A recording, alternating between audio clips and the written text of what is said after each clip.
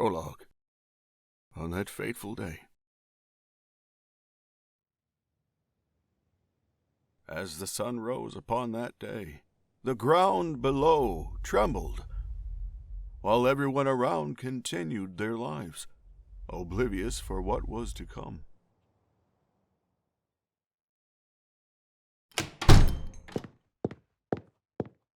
Father!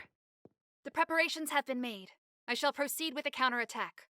My daughter stormed into my chambers, practically knocking every piece of furniture down in the process. No, not yet. Dawn has just arrived. It would be foolish to attack now. What?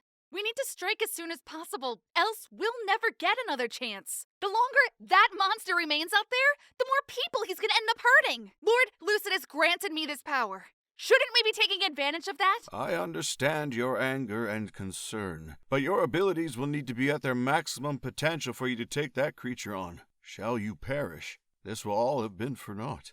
We must keep a calm and collected mind. The time will come when he will pay for his deeds, but now is far too soon.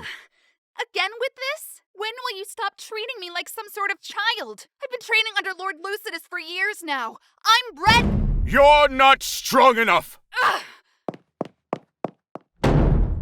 She quickly stormed out of the room, slamming the door on her way out. She was quite the reckless one, always getting into trouble and jumping into action at the first possible opportunity. She was quite the handful, even as an adult.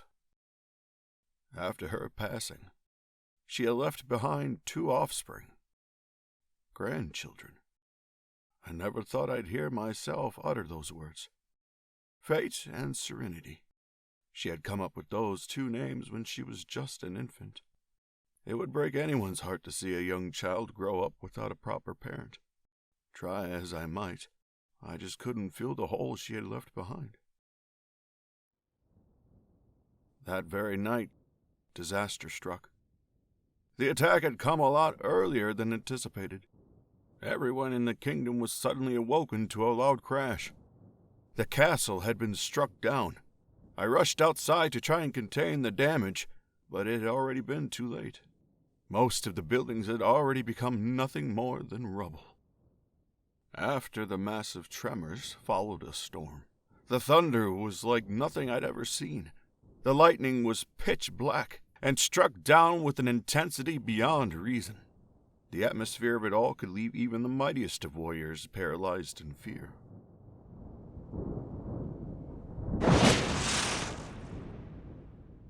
So even the wielder of the god's eye trembles in fear at my power.